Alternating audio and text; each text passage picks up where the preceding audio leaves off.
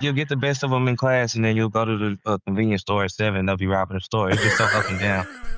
It's just so up and down with these guys, you know what I'm saying? Like, I want to point out Brandon Williams scored 20 in 4 quarters, 420. He got arrested for weed. 420, yeah. So, yeah, he's coming over that. Yo, do the knowledge, nigga. The math is math. Open your motherfucking third eye. It's basketball Illuminati. The Grizz, what the fuck is going on in Memphis, man? That's the coaching staff. Yeah, for real. That's what I was just gonna get to. Well, ask the coaching staff. That's what John said. That's all. That's the week. That's what you gotta add, man. What's up with the coaching staff? That's the whole week for them.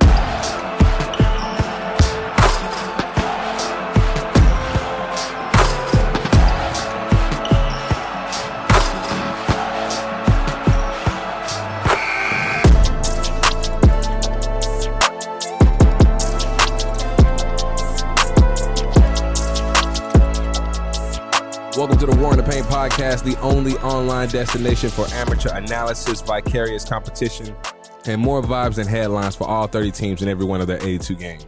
I'm Rodney Blue, multimedia journalist, podcast veteran, and proud poster dad of round ball obsessive personality disorder.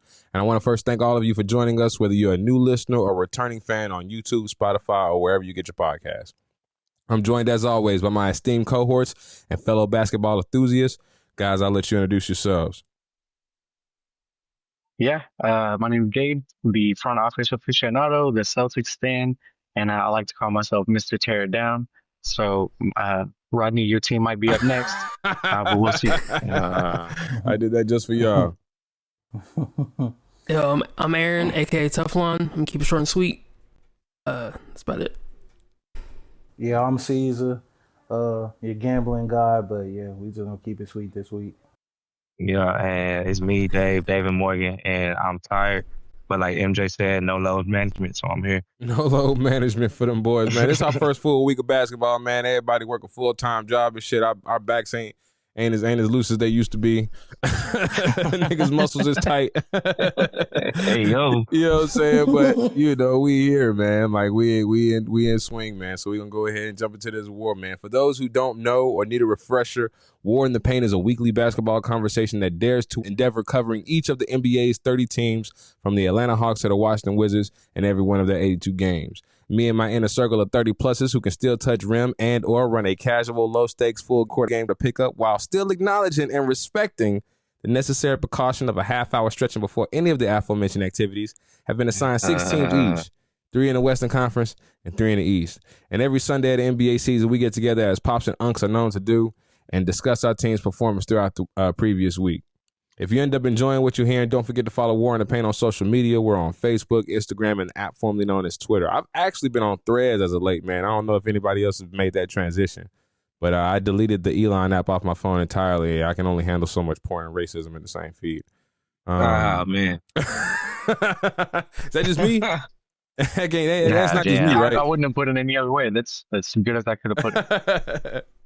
But yeah, man. I'm enjoying the basketball community on Threads, man. They're a real good group, man. It's a lot of, you know what I'm saying. It feels like you know how it is, man. You know, you jump on a different platform and it's like feel like the early days of the shit. You know, it ain't been fully corrupted by fucking trolls and niggas who have daddy issues and substitute LeBron James in place of their fathers. You know what I'm saying. Am I tripping or is the LeBron glazing like kind of like it's getting to a point of like it's almost I don't want to hurt nobody's feelings. I ain't trying to step on no toes, man. But it's kind of outlandish. Am I tripping or not? Niggas calling him daddy and shit. Who said that? Well, see, I don't know what your algorithm's looking like, but niggas going crazy. Niggas do all kinds of. I don't even. It don't even be people I follow. I just see stuff, bro. Like I'm very observant, bro. Yeah. And I'm watching like a new generation of basketball fans. Like, you know what I'm saying? Like, I did like that one week where they had like people. Period. A little weird. Yeah, that's true. It's a new generation of people. But that one week where they had like all the LeBron James songs and stuff, I thought that was pretty cool. But other than that, I don't know. Shit get real. Shit get real iffy in the trenches, bro. Maybe I'm Them brown sexuals are man. It's a real thing, bro. Yeah. But yeah, man, if you're listening on Spotify, be sure to follow War in the Pain and leave a 5-star review. If you're on YouTube, don't forget to subscribe and leave us a thumbs up. You can even hit that little bell to be notified when new episodes are uploaded. That's the easiest way to increase our visibility on the platforms, for the War to reach as many basketball fans as possible, and to make the show more accessible to you and other warlords like yourself. That's what I'm calling our fans, bro. I'm calling them warlords. Am I doing too much? That's hard. I think that's No, hard. that's hard. All right, and then us would be the warmongers, right? Like, now I don't know. We could switch that. We could be the warlords, and the fans could be the warmongers. I don't know. We can. They do our bidding. You know what I'm saying? Like, yeah, something like that, bro. Everybody need a stand group, bro. Ron Sexuals, case in point. But yeah, man, we're gonna kick this off with some team intros, a breakdown of the 6 teams we'll be covering this season. Let's start with you, Gabe. Yeah. So out west, man, I got the Golden State Warriors, the Portland Dame Time Trailblazers, the San Antonio Spurs, and in the East, I've got the Bucks, the Knicks, and of course, the greatest franchise in NBA history, the Boston Celtics. You know what I realized about you, Gabe? Last week we said everybody got a JV team. Bro, you don't have no Not JV me. teams, bro. Boston is a JV team. Zero I'm JV sorry. team. You got true. Boston it might have a down year. They still with them on my team, but you have Yeah, 0 yeah. JV teams, bro. We might have to switch it up a little bit. I don't know, man. You kind of cooking us in the head to heads, bro. Look, I'm great at drafting. That's all I do on 2K. Right. Aaron, you up next, brother. Yeah, in the West, I got the Dallas Mavericks, Los Angeles Lakers, Utah Jazz, and in the East, I got the Orlando Magic, Chicago Bulls, and Washington Wizards. Six C's. In the West, I got the Thunder, the Grizzlies, and the Nuggets. And then the East, I got the Pistons, the Sixers, and the sorry Nets. 0-5 representing. Yeah, they horrible, brother. Big Dave. All right, in the West, I got the Clippers, the Unction. Houston, we have no problem. I got the Rockets. I got we all need a ring king. I got the Cleveland Donovan Mitchells, Miami Heat, and then my flying YNs, the Hornets. We all need a ring kings is crazy because that's all they say. That's The everybody whole on team. that team. The whole Yeah. team. Yeah. Man, some real Hall of Famers, man, about to go out. Charles Barkley. Nah, And, bro, nah, this our year. I couldn't even take myself serious. No, for real. And Team Blue consists of the bad fucking news New Orleans Pelicans, Anthony Edwards and the Minnesota Timberwolves, and the don't stare directly into the Phoenix fucking Suns. In the East, I got the Atlanta Hawks. What more do you want from me? Indiana Pacers, short one Tyrese. And the good to bet on, bad enough to hate watch Toronto Raptors. Again, man, the purpose of this pod is to not only share our obsession with hoops with like-minded fanatics, but to give equal time and attention to some of the franchises and players who are not always fairly or equally covered by the mainstream media, if even at all. It's our hope that we can provide a fair amount of coverage for those underrepresented markets, create a credible access point for new and lifelong fans of the sport, and most importantly, just enjoy ourselves talking about, learning from, and growing with the game we love. So without further ado, let's go to war, gentlemen. Out the gate, we got the Atlanta Hawks, man. The Atlanta Hawks are 3-3. They went 2-1 this week, man. And for the first time all season, they're showing what balance is actually looking like. First, they fell to the undefeated Chicago Bulls. Shout out to the Bulls, man. Who fucking saw that happening? Who saw that coming? That shit's crazy. 128-123. Undefeated? Despite big nights from Porzingis with 27, Jalen Johnson with 25, and Trae Young with 21 points and 17 assists. The offense was cooking, but the defense, not so much. The Bulls' depth in that third quarter really, really buried the Atlanta Hawks, man. They tried to bounce, then they bounced back in Brooklyn, 117-112. Not a big surprise there. But even without Trae for the most of the game, Jalen Johnson dropped 23 points. The bench gave him 59, nigga. Nickeil Alexander-Walker plus Luke Kennard stepped up huge down the stretch. And then finally, Halloween night against the Indiana Pacers, 128-108, their most complete win of the season, man. They shot over 54%. Dominated the paint, 74-38 points, and Jalen Johnson flirted with a triple-double, 22, 13, and 8. Bottom line, Jalen Johnson is emerging as that dude, man, a fucking stud. Nickeil Alexander-Walker is proven reliable, and the Hawks are learning to win without Trae on the floor and establishing an identity that's complementary to him. So shout out to the Hawks, man. We're currently 3-3, and it's starting to look like, one of those Eastern Conference sleeper teams, man. I mean, like I said, week 2. So anything can change, anything can happen. But continuing to put together like this, even in the absence of Trae Young, I guess they starting to look like kind of a problem. Up next, we got the Boston Celtics. Yeah, man. So Boston Celtics continuing to fight, continuing to make me proud. Sitting at 3-4 right now. Lost to the Pistons, but we did beat the Pelicans. As got a win over the Cavs. Everybody can say that today. NBA. That part, yeah, exactly. That's why I said it.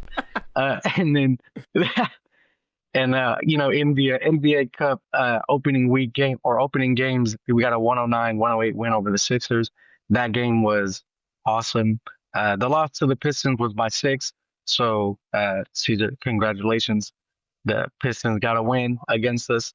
Pelicans was 122 to 90. So that was a tough one.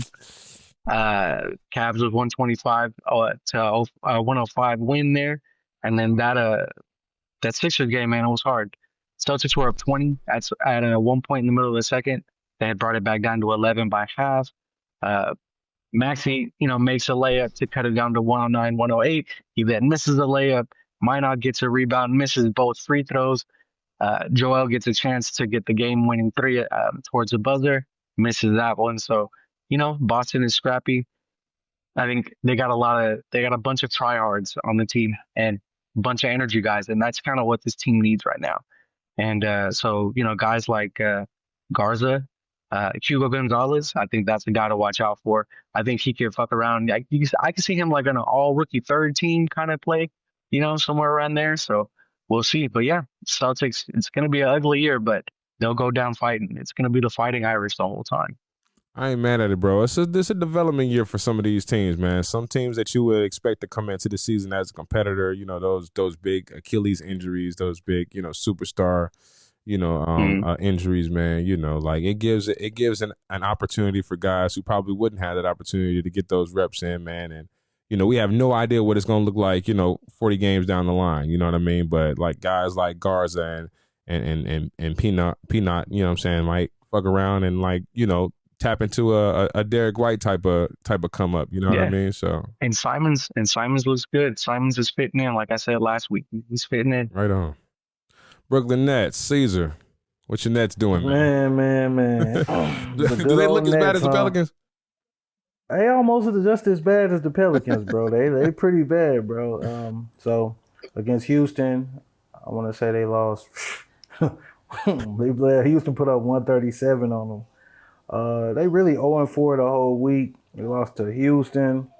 They lost to who else? They lost to this week. The Spurs, the Hawks, the Spurs, the Sixers. They lost to the NBA, basically. Let's just sum it up. They haven't really beat anybody all season. We just gonna say it like that. It's still the same issues. They young. Man, it's just a tough situation out there. I think, like I said, if you really watched the stats last week, I think Cam Thomas is their leading assister, and that's insane. It's actually Michael Porter Jr. He doesn't even pass. It's Michael Porter Jr.? Yeah. Michael Porter Jr. is leading the team in assists. That's crazy, bro. Like, what? He's leading the team in assists, in bro? a team full of niggas who don't pass, somebody gonna have to. Yeah, somebody got to pass the ball, bro. And then Michael Porter's the guy that's the leading, and he not passing. Right. That let you know. But yeah, it's just been a tough week for the Nets, man. Hey, man, Joe Tsai's gonna pay for his crimes eventually. Yeah. Hopefully next week, they turn that page. This week coming up, they turn that page. But we'll see. We'll see how it go. Right on. Basically, what it's looking like, man, is like the teams are gonna be looking at Brooklyn like, okay, well, what can I pick from what can I pick up from them? You know what I'm saying? Like, who's gonna end up with more wins? Brooklyn and the Pelicans? No. Brooklyn gonna win. Brooklyn's gonna win way more than the Pelicans. What? Because y'all got Freaky Zion over there, bro. That's the real Freaky Z. I threw up the hoop. I appreciate you, man. Duncan. Ozipik Z is actually looking real good this season, man. It's just they got to draw something up for him, man, and that's the issue. That's the problem, yeah. But yeah, man. Up next we got the Flying YNs. Dave, what the Charlotte Hornets look like this week, man? Just like the I don't know if y'all seen Freedom Riders or Higher. What's that movie with Morgan Freeman where he had to go to the school and turn it around? It's like you smoke crack, don't you? Man. Yeah, Lean on me. You'll get the best of them in class, and then you'll go to the convenience store at 7. They'll be robbing the store. It's just so up and down.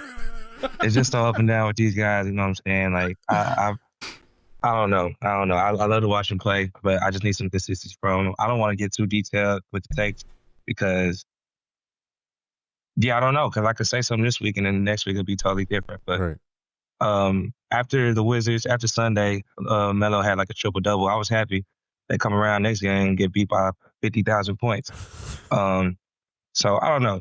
I still got a lot of faith in them, but it's early. And like we were talking before we got on air, coaching is a big part too. Right. I think they'll be able to figure it out though. They're coming off a win Sunday, and I still believe in them, bro. You can't give up on the Whiteheads. That's when they spend the rest of their life in jail. So. And I feel you, man. And I think, like, this year is kind of like, kind of a make or break year for LaMelo. I don't know what his contract situation looked like, but I definitely, like, I could see, like, if Charlotte don't show, a future, you know what I'm saying, or at least, intentionality with, winning games or trying to at least be competitive, and I could see him being shopped, man. They got the pieces too, I'm a big fan of Miles Bridges. You got Brandon Miller, you got Khan. But they just got to put it together. I don't know. They just need one vet. I feel like they just need one like strong vet in the locker room. I don't even know who want to go over there. To go re-sign, just go get James Johnson out of retirement. Right. Cool. Up next, we got the undefeated Chicago Bulls. Man, what the fuck? Josh Giddey out here looking like Magic Johnson. What the fuck? Yeah, the surprise of the season, the Bulls. When I picked them, I did not expect any of this. But yeah, the Bulls are perfect this week, 3-0, showcasing their new fast-paced identity with an offense ran through Josh Giddey and Nikola Vucevic. Yeah, big Vucevic, which man. Is I gotta tell Josh Giddey, I'm sorry, bro. My bad for talking crazy about you last week, bro. I was not familiar, bro. Vuce has been killing this week. Yeah, Big Vuce has been killing this week. He's looking like the old Vuce back in Orlando that the Chicago Bulls traded for. He's finally got some space and some fast-paced teammates with DeRozan and Levine out the way now. But yeah, they started ended the week with a 135-125 win over the Knicks to start the NBA Cup this weekend, led by Giddey with 32 points, 10 rebounds, and 9 assists, and Vooch with 26 points, and Ayo Dosunmu with 22 points and 9 assists off the bench for them.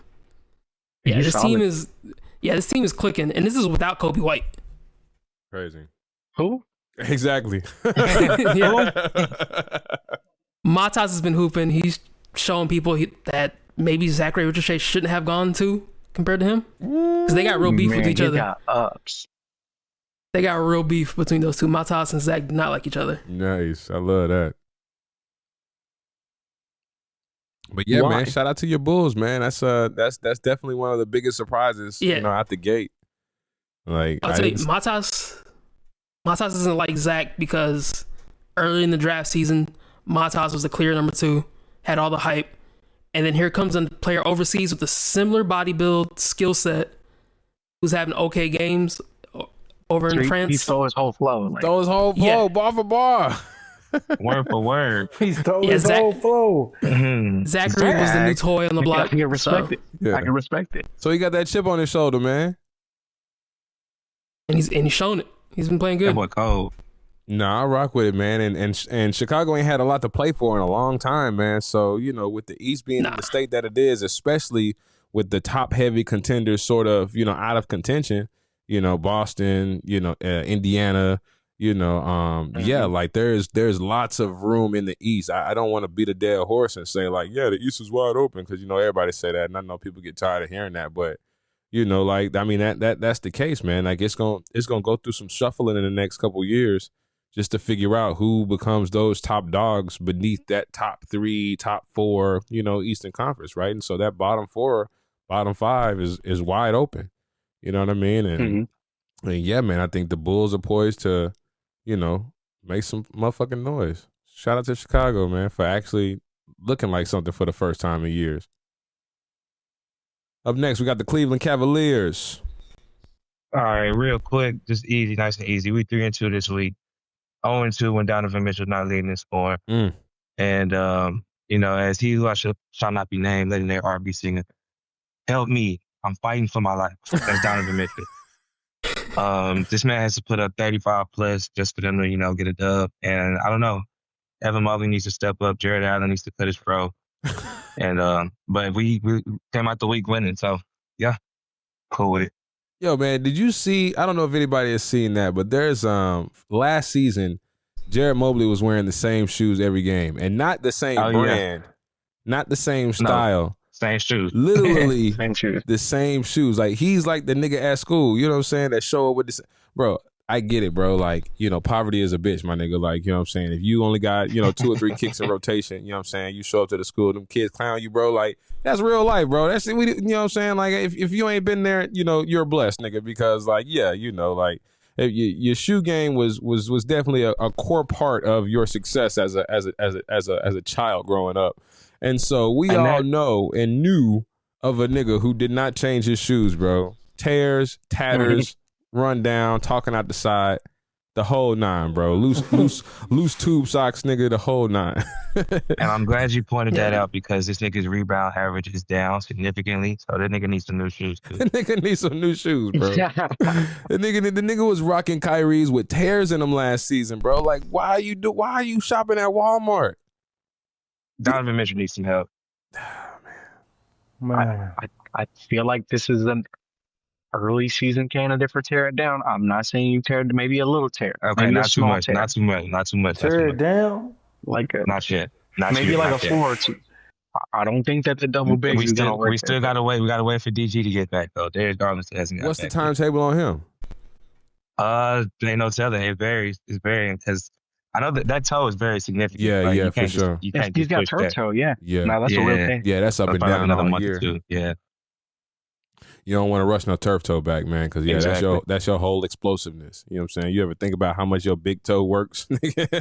how hard your big toe work throughout the day, nigga? Now imagine doing 48 minutes of basketball over 82 games, man. Like, yeah, that's no joke. Yeah. No, yeah. So another potentially developmental year. I'd love to see Donovan Mitchell, have some success this year, because I think he deserves it. I think he's easily one of the best 2 guards in the game. And yeah, it just sucks to see that, the situation hinges upon his heroics as opposed to, you know what I'm saying, a team effort. And we are 4-3 though, winning record. So Yeah. there's just some light, I guess, in the darkness. The redemption, the Lonzo redemption story has potential to, make some noise in the absence of Darius Garland. So hopefully, we'll see some developments in that moving forward. Yeah, that new knee still got some You kinks gotta on get some it. miles on it. Yeah, you gotta put some oil on it. Yeah. Up next, we got the local team, the Dallas Mavs. How we do this week, Aaron? Finally got their first win. They went 2-2 this week. Mavs had an up and down week. They lost a close defensive battle to Sherrod's Thunder, 101-94. It was a Gabe game. Yeah, for sure. Low scoring, highly defensive. And then secured a narrow win over the Pacers, 107-105, thanks to Brandon Williams with 20 points off the bench. Nice. Does this still feel like it's Rick Carlisle versus the Mavericks during those Pacers games? Or have we gotten past that? Nah, he's still got out our here. name. He still got our name written down. Did Brandon Williams come off a DWI or something? I was just want to say, I want to point out Brandon Williams scored 20 in 4 quarters, 420. He got arrested for weed. 420. Yeah. So yeah, he's coming over there. Yo, do the knowledge, nigga. The math is math. Open your motherfucking third eye. It's basketball Illuminati. Yeah, and then the Mavs ended the week with a disgusting loss to the Pistons, getting dominated in the paint. They got, Crazy. As a Mavs got fan, dominant- yeah, nigga. That's Yeah, crazy, bro. That's supposed Just to off- happen. off this stat alone, they got dominated in paint 72-26. Damn. Ooh. Woof. That's My boy Jalen Like- Duran, he was going crazy Bro. that game, actually. Duran had like 20 alley-oops that whole game. Bro, aren't we down all of our fucking fives? Gafford, Yeah, Lively, it was- AD. It was Powell and PJ playing center. Well, no, AD's a forward, power forward. That nigga ought to be playing 5, but yeah. no, But yeah. he Yeah. should. So we had Dwight Powell out there, the people's champ. And he was hooping.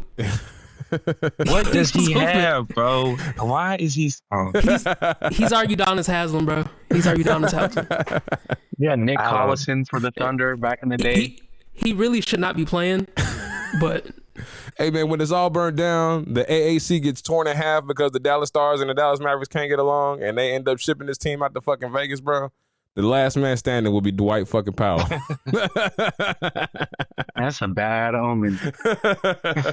You just put it out there.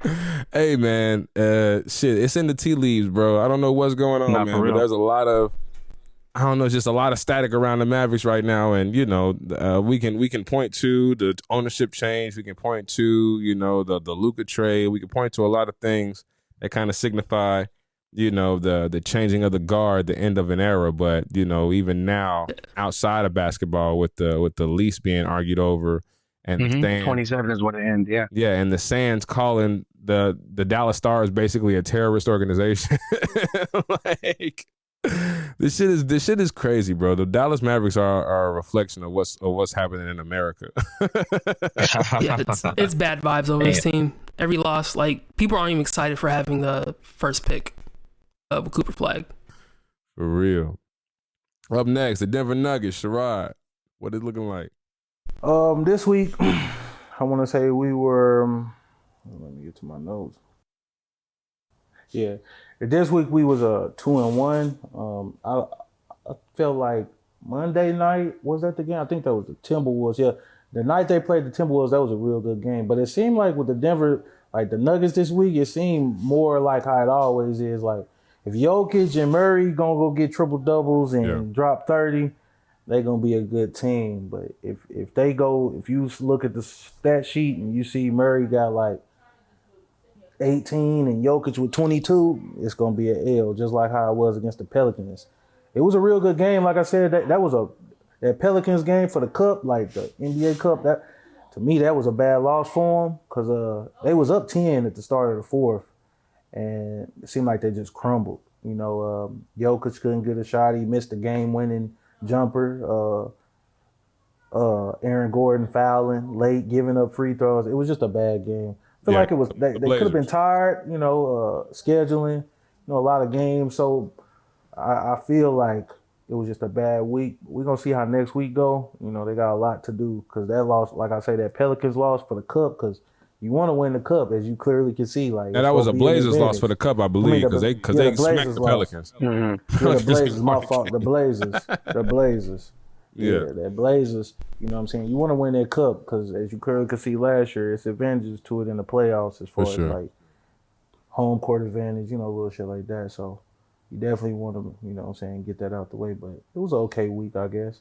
Right on. Right back at you with the Pistons. Yeah, with the Pistons. Yeah, it's same with the Pistons, man. Like I said, Cade and Jalen, like both of them, if they not having games like Cade got to almost get 30, and that's tough. You know what I'm saying? I still don't feel like we got anybody that can help him because a lot of games the losses come from like, I don't think he always beat, you know, he's still young, so I don't think every night he get up for the game. It'd be like, it depends on the situation. So a lot of the games this week, like the Cavs game, you know, you would think like they'll be up for it, but he just was flat the whole game. They really didn't have nothing. Then he turn around the next game and go crazy against the Magic. It's just not a lot of consistency with this team. They beat the Celtics, the Magic, and then of course the Mavs. But like I say, it's early with the Mavs, so a lot of these wins against like teams like that, Mavs, Pelicans, and stuff like that, you kind of expect. But at the same time, that Cavs win would have been a great win. It just, you know, Donovan Mitchell, a bad man. Feel that. Why the Pelicans keep catching the slugs, nigga? We ain't even play the Pistons this week. Damn. Man, bro, it's just y'all just that team on the schedule that everybody circle like, oh, we play the Pelicans. We play the Pelicans. Ooh-wee. Easy dub. I'm put up 30 right quick. Let me get some highlights, nigga. I have not stopped seeing the fucking game winner from the Clippers, bro. Like, I liked one post I like one post, nigga, and every time I refresh my feed, nigga, it's a different angle. That Kawhi was the hitting the ugliest game. game winner too. Kawhi hit that game. I'm like, Kawhi, that's Bro. Ooh. And Patting James Kawhi, Harden shaking though. Zion out of his shoes. Zion got shook twice. He got shook by James Harden and Kawhi on simple dribble moves, bro. And I ain't stopped seeing it since it happened, bro. Man, you could always come over here to us, bro. Hey man, something about this team, man. Even when I tell myself like the Mavericks and the Timberwolves are like my 1A and 1B, bro. Like something just keep bringing me back to the fucking Pelicans, bro. I don't know what it is. I think I like the play-by-play guys too. It's like, you know, I'd invested all this time and shit, bro. Like I'm here now. Gabe, Warriors. Yeah, man. So Warriors sitting at 4-3. A couple wins over the Grizzlies, the Clippers. A couple of losses actually to the Bucks and the Pacers. And so, yeah, for me, if I had to sum this week up for anything else, it's like it's just a week of like missed opportunities. They should have, and could have went 4-0 that week, or this week rather. And I mean, the Bucks game. Well, I'll go over that here in a little bit when we talk about the Bucks, but that was the Ryan Rollins fucking game, man, right there. And so I remember watching that game and like being super like into it, just like invested for this man's success. So, but you know, so okay, cool, one game to Ryan Rollins, I guess, but then to lose 114 to 109 to the Pacers, and I mean, shout out Pacers, man, because they're always being scrapping. They have that championship DNA in them, but like, considering the amount of injuries that team's dealing with, there's no excuse why they should have lost that game. For sure. You know, Curry specifically in that game went 4 for 16 from three, had 24 points, but when he doesn't shoot that well from three, like, you know, some of those points are going to feel empty. Right. You know, Kuminga is stayed consistent. He's really, to me, kind of solidified his position as like their third scorer, that third option there, in terms of his ability to like cut and get to the basket and really just like change it up. Cause like, he's the youngest dude on the team of old guys, and he's got more vertical than the rest of the team combined, probably. Right. And so I think he's played a huge role there.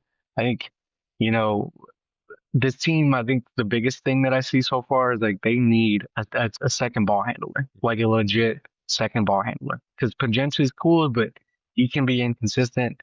I know that they just picked up his player option, so he'll still be around, but to me, he's more of a two who pretends to be a one. And, you know, not to say they need to go get Chris Paul, but when they had somebody like Chris Paul to back up Curry is when I think that offense probably looked its best, and it'll look different with Jimmy. But, you know, I think it's an okay week for the Warriors, but disappointed. They should have went 4-0. What does a secondary ball handler, what profile, what fucking template of secondary ball handler fits that Golden State style? Like, who could you see being, regardless, contract irregardless, right? Like, like who could you see playing that role? So like a Trey Jones or like a Scottie Pippen Jr., right? Somebody who like has the ability to score, you know, if they need to, but that's not their preference. They need a true like pass first point guard. Gotcha. Right. So somebody who fits like not Cam Thomas, not Cam Thomas. They, in fact, need less Cam Thomas. Cam Thomas is more like Jordan Poole. We saw how that worked. Right. Another slug from New Orleans. Jordan Poole's a Pelican now. The Rockets up next. Dave, what happened this week, man? So I'm going to call Nats in Houston. We have no problems. We started out the season 0-2. We're on a 3-game win streak right now. Nice. I'm just liking everything I'm seeing. It's like they're pulling it together. KD is doing what KD does. But Torrey Easton against the Nets, 5 threes. I got my notes right here. I had to make sure. Come on, Dave A. Smith. You understand? So first of all, versus the Nets, you know what I'm saying? Versus the Nets, it was a given. The game was won before the game even started, honestly. But Torrey Easton, 5 threes, 22 points. Reed Shepherd was a highlight of this game, 15-8. Moving on to the Raptors. Another win, 132 with like, on this win streak, 135 plus points each game, which is pretty crazy. KD scored 31 on the Raptors. Shadoon almost flirting with a triple-double again, 18, 19, and 8. Steven Adams was the highlight of this game, 12 and 12. Out-rebounded the Raptors 53-22, which is pretty crazy. We had 7 players with 5 rebounds or more. And then we beat the Celtics. Jaylen Brown, what's his name? Jaylen Brown? Yeah, he needs to go ball. Get him out of here. KD, 26. A man, 17 and 9. Shadoon almost another triple-double, 16, 10 and 9. I'm loving what I'm seeing out of Houston. People was talking shit when we started out 0-2, but we're here now. And you're in the city too, right? Yeah. I'm out here. The energy, man. the energy is immaculate. It's just wonderful. I ain't seen KD yet, but I'm sure I'm gonna run into him at like a week's shop or something. But yeah, we winning. So we're playing the Mavs right now, actually, but we'll talk about that next week. Already. Yeah, man. No, I've got some insight about that Toronto game too. But yeah, shout out to Houston, man, for putting it together. And and I like to see, I like to see Houston succeed, man. I like to see Reed Shepherd, find his way. You know what I mean? And we talked about some of the first week jitters, some of that shaking that rust off, man. So yeah, it's good to see the Rockets bounce back. Yes, sir. Up next, we got the Indiana Pacers. That is my team, who were previously winless until they snuck a win out the Warriors, man. Tyrese Halliburton and his nerves of steel stole the entire story of last year's playoffs, man. Despite OKC being the clear favorites and dominating the entire season, man, Halliburton's late game heroics and the Pacers' hero's journey through the postseason had the uninterrupted attention of the entire basketball world. And this, as we all know, ended in heartbreak, right? With him rupturing his Achilles and, pretty much being sidelined for the entire season, man. With their leader sidelined, what they expected to be the entire season, and having lost Miles Turner for simply not re-signing him, the Pacers were expected to be a shadow of their former selves this season, man, and this has proven to be true. The team maintains much of last season's group. Pascal Siakam and Aaron Nesmith are the only ones currently seeing any action, as Ben Mathurin has a foot injury, Andrew Nembhard is out with a shoulder injury, Obi Toppin just had foot surgery, and TJ McConnell has a hamstring injury. I mean, they all caught the injury bug and have been sidelined indefinitely, man. With this kind of bad luck, the skid is expected, but they still managed to put up a fight, losing only by 4 to the Timberwolves, 2 to the Mavericks, and even sneaking their only win this season against the Warriors, proving there's some depth to explore even amid the loss of personnel, man. They fuck around and signed Matt McClung, my nigga. You know what I'm saying? He actually out there looking like an NBA player. It's because they have a good coach. Yeah. I mean, yeah. The Carlisle formula is battle tested. You know what I'm saying? He's a solid coach, man. And having lost as much as they have and still putting up a fight, I mean, it's pretty impressive, man. Again, 1-5, nothing to write home about. We'll probably be spending the rest of the season in the trenches. I fully expect Pascal Siakam to take some time off just because he's shouldering the burden, and has been since last season. But yeah, as of right now, the Pacers is just looking like one of those teams that's going to take a year off. And, do they own any of their draft picks? Yeah. Yeah. So maybe even, say, to hell with Miles Turner, we'll find some in the lottery. You know what I mean? So there's some hope at the end of the tunnel, but don't expect nothing from the Pacers this year, man. Who knows? Maybe they'll trade Tyrese and end up with the number 1 pick. That's wild. That's wild. You know who the Pacers, right out the Mavericks playbook, huh? You know who the Pacers got their pick back from? Don't say that. Was it from the Mavericks? No, I know what he's gonna say. I know he's gonna say the fucking Pelicans, bro. the fucking bad news Pelicans. We gonna shit on my Pels. We gonna shit on my Pels the whole pod, man. Fuck it. It's the Pelicans roast, bro. That's gonna be the name of the episode. The fucking New Orleans Pelicans roast, bro. We roasting New Orleans bird today. Up next, we got the Clippers. Speaking of Pelicans, we got the Clippers. What happened this week, Dave? Besides the obvious. Auction. Yes, sir. Okay. So, I don't know. We looking a little good. I think what we 2-1 this week. Play the Blazers. Kawhi dropped 30. Zoo 21.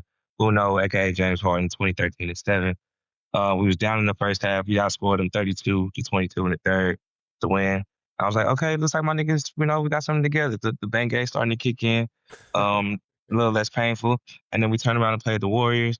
And in true LA fashion, I turned the TV off because this game was horrible. This game was, I tried to watch it for 2 quarters, bro, and it was like, am I at LA Fitness? I don't know what it was, but both teams just played like trash. So I had nothing on that game. And then we've talked about it enough, but the Pelicans, clock 34, game was from Kawhi. I ain't gonna beat a dead horse. I don't want to, beat the dead bird. But yeah, you know how to end it. So it's a good game, though. Clippers, it was a good game. It was a good game. It wasn't a blowout. You know what I'm saying? It was a good game, which worries me because the Pelicans are not a good team. But it's crazy because on one spectrum I got the YNs who are up and down, and I got my Uggs who are up and down too. But I'm gonna just keep an eye on both these teams. 2 weeks from now, I'm gonna have more of a decision on how I think this is gonna go. But right now, 2-1, not a bad week.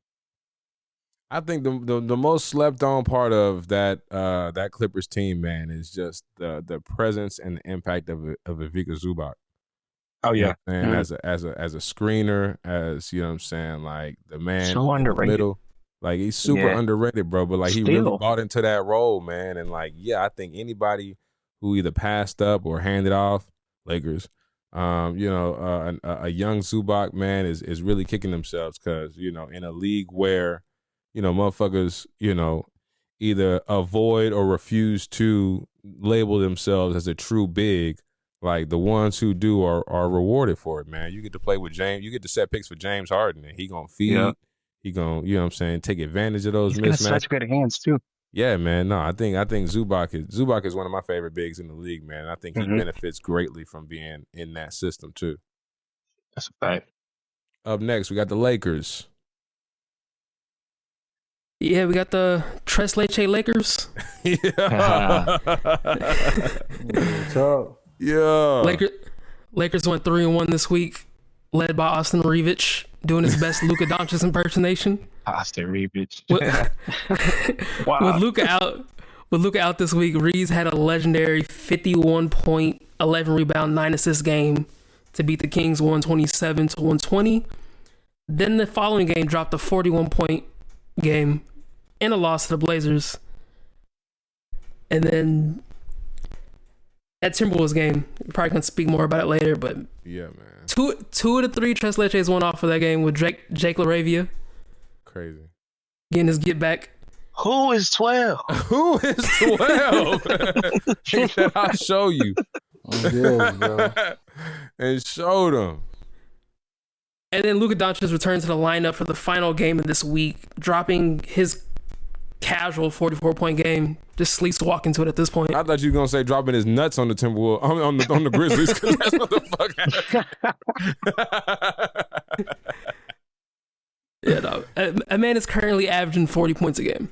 No, real life. That's just crazy. That's just crazy. Defense wins championships. Hey, that's what the math say. Yeah. That's what they got Marcus Smart for. No, man, the Lakers look good, man. The Lakers look good, man. And for them to, to go from the LeBron James and Friends show to, Luka and the Beatles and the fucking Rolling Stones, insert, a predominantly white band here. You know what I'm saying? The white hot Los Angeles Lakers, bro. Like they look, they the team to beat, bro. They're looking way better than I think anybody expected them to look coming in. And of course, like, you've got LeBron, you've got Luka, you've got, the expectations set by, how well that Austin Reeves and, and those guys have played. But yeah, in the absence of LeBron, bro, like it's looking like, they're in good hands. Playing good team basketball right now. Yeah, the right way. The white way. The Grizz, what the fuck is going on in Memphis, man? That's the coaching staff. Man. Yeah, for real. That's what I was just gonna get to. Well, ask the coaching staff. That's what John said. That's all. That's the week. That's what you gotta add, man. What's up with the coaching staff? That's the whole week for them. For real. Nah, the Grizzlies, man. Everybody was saying this earlier, but low key, this my candidate for tear it down right here. Yeah. The Grizzlies. I'd have seen enough. I already was kind of down on like Jaren Jackson, but they ended up going like 1-2 this week. They lost to the Warriors. This week was a for sure like big week for them. They played a lot of teams in West that you could compare yourself to. Mm-hmm. And for them to go to 1-2 out of that week is a bad look. And then you end that off with Ja Morant suspended and he don't know what's going on. Like I say, I just think, I feel like they done moved on, honestly. In my mind, the head coach, I feel like in his mind, he like, you don't want to do what we want you to do. We just going to go ahead and keep on going without you. I feel like the team haven't came to terms with that, but the coach, like, we not dealing with that. So I just feel Which like would mean the front office is probably behind them. yeah, for sure. I could see that too. And it makes sense, Ja, those years that he did, you know what I'm saying? He said he was good in the West. We finna find out. Finna really find out, because I don't really know what, you know what I'm saying, the next step for him as far as, like after this, what you gonna do? I mean, where you gonna go? Y'all feel like he'll get traded? Y'all feel like somebody will want him? Bro, was Dylan Brooks the glue? No, this thing he Was was. Dylan Brooks the spiritual leader of the Memphis Grizzlies? For sure he was. Yeah, he was. If people don't want to bring, I mean, but to be honest with you, you could say that about wherever he went, because even in, you know what I'm saying, Right. like his last situation, he really, you know what I'm saying, Turned you them up think right about quick. it. So it's like, I don't know, man. Like I say, the Grizzlies, it's tough, bro, because I could see the potential with the team, but like I say, with Ja Morant playing so like it's a style that the coach want them to play, and Ja Morant, like, I'm a bucket getter, bro. So let me do my thing, and you tell them what to do. And it don't really work that way. You know what I mean? It don't work that way. So I mean, he's not as good as he thinks he is. Money aside, where would you like to see Ja Morant? Where could you see Ja Morant like man, making? come on over there to the Pistons, man. Come play with us. Cade needs somebody. Can't they already not shoot though? We don't need him to shoot. We don't really. He can get to the cup at will. We got Jalen Duren. We got Talking the paint up. knock No, you out. that's Knock terrible you out. That sounds like nightmare spacing. No. Hey, be the bad boy Pistons all over They'll be again. all right, bro. Because we not gonna straight rely on like offense, anyways. Yeah. We trying to stop you, and we really trying to punk you. So with a guy like Ja at front, most point guards gonna be like, Ja Morant, because he gonna talk to you. Then you got Amin Thomas coming in right back. Like, it's Who's a lot running of point in Miami right now? That's exactly where. Davion Mitchell. Davion Mitchell. My only issue would be is Ja willing to commit to a Miami culture, right? Like, Oh yeah, he'll love the will culture. he Live. mentally be able to Live. put his ego aside to check himself and like and play the Miami way? You feel Ja me? will love Miami culture. We I got to think, live yeah, on Ja- Sundays. yeah, We got the yeah. strip clubs. We got the, That's what I the say. I beach. think he can fit in out there for sure too. In Miami. That's the You first put place my John mind Hero- went, bro. Is like it's a change of conference. It's not that far from where he at already, and like as far as like being able to have autonomy as the ball handler, being able to kind of create your own while also Davion having Mitchell, weapons though? around you. Miami Heat giving up Davion Mitchell though. Davion Mitchell's hooping. I don't think we give him up. For you Joe can't give Morant, I him mean, up. I guess. Nah, No, don't I give ain't him up. giving up Davion Mitchell for no. Ja Morant ain't playing no defense. Well, then that's the And then Davion that's went the to whole Baylor. problem right there. Right. he ain't playing Davion no went to defense. Baylor. Clean cut. Yeah, like, he gonna stay out of trouble. He Ja gonna stay Morant, out you of never trouble. know. Ja Morant gonna go to Miami and little Yeah. baby them gonna be there every weekend. I say send They Ja Morant already might have there, to go to but they gonna Brooklyn. be there for sure. Yeah. No, man. So, I think like, that's the next big story in the league is like where Ja Morant lands, because like clearly, They gonna send the him. Taylor They gonna Jenkins send is, him to the Kings. I mean, They we gonna say all going had out the same there, reaction.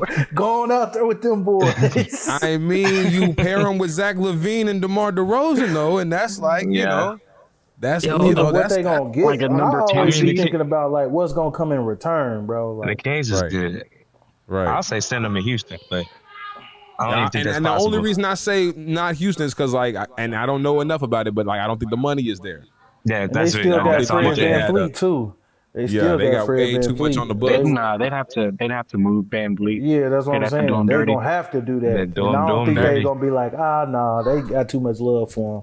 Like Right. I said, Yeah, Van Fleet I got feel a like no trade Ja clause. it's a weird spot for Ja because you don't really know. Like, to be honest with you, I can see with management on some like, well, we'll fuck around seeing you anywhere, honestly, just to Right. get you off the team. And Right. when you looking at Ja, it's like, damn, it's a tough situation, like I say, because I know he can hoop. It just ain't been looking like it. You know what I mean? And it's like he Yeah. don't shoot really. He kind of, you know what I'm saying? He been working on this outside, but he don't really shoot like that. And so you gotta surround him with shooters because he gonna drive, he gonna collapse, the paint gonna collapse on top of him, right? And so like you gotta send him somewhere where like he can dominate the ball, he can collapse and kick out to a shooter, or he gotta change his whole identity that to ain't fit gonna in. happen. And is Memphis the thing that's stopping him from changing who he is? Like, will he be able to be a different version of himself anywhere else, or is he being Ja wherever he go? I think he gonna be him. I mean, he doing the same thing he was doing in college. Yeah. Send him to the Flying YNs, man. Nah, nah, man, Boy, nah. Charlotte, he gonna turn into a young boy. He go to Charlotte. Yeah, nah. It's gonna look exactly like the NBA YoungBoy tour. I'm telling you. It's gonna be fun to watch though. Hey, man. Yeah, that's tough, man. I can't even think about. It's hard to even think about Ja anywhere other than that. But I mean, yeah, at this point, it's like it looks like a prime candidate for how Gabe say, blow it up, man. Blow it up. Yeah, he for sure up there at the top. Yeah. Could y'all see Ja in Portland? No. No. Gabe Dame said, ain't not gonna on my stand for that team. shit. Not my Blazers. A Scoot Henderson, Jeremy Grant for Ja Morant. Scoot way, Memphis no way. Scoot Memphis, I think, is a decent trade-off. I think Well, that's 'cause Scoot is a great player. chemistry-wise, as Scoot's far a as good Ja in player. Portland, maybe not. But I like Scoot in Memphis though. Because Scoot Henderson is what Ja is supposed to be. Yeah. Well, we're not finna just disrespect. Yeah, y'all that's all I like was that, just finna say, bro. I was just finna say, hey, man, I just was finna say that. Well, yo, pump the brakes on Ja right quick. Let's not forget, man. Let's I not mean, forget who Ja Morant Ja's is. been in the league how long? His game hasn't evolved at all. Yeah, man, that's kind of wild. But his game But is fine. You know, I this mean, ain't he my been team. So. suspended like 2 years, Yeah. bro. Like, Yeah, so I mean, he ain't injury really had a and chance. suspension. Yeah, Injury, then suspension. I mean, When- don't get me wrong. One of those years is definitely his fault, but like, I mean, he really ain't had like, I mean, other than because last year he was hurt, right?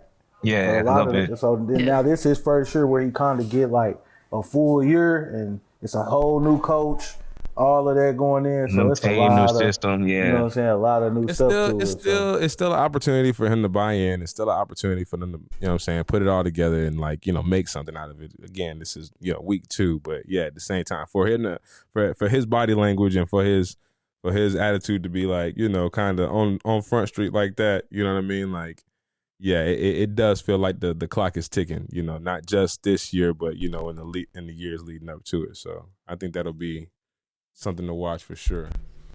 Up next, speaking of Heat, we got the Miami Heat. all right, I'm gonna be completely honest. For some reason, man, this team is not moving me yet. They're not giving me a reason to really pay attention to watch. When I do watch, I like end up going to make some food or something. I don't know. But we're 2-1 this week. 2-1 this week. Bam, I need more from Bam. I need at least 25 and 10. He's not giving me that. But we beat the Knicks, which is a good win, I guess. Went to Charlotte, put BTA, built their ass over there, and lost to San Antonio Wimbies. But other than that, I don't have much detail. I'm gonna try to come back next week with more intel, more detail for on sure. them right now. But they're not he moving me. looked good against Wemby though. He held his own against Wemby though. Khalil, yeah. Bam too. Oh, too. Bam. Oh, Yeah. okay.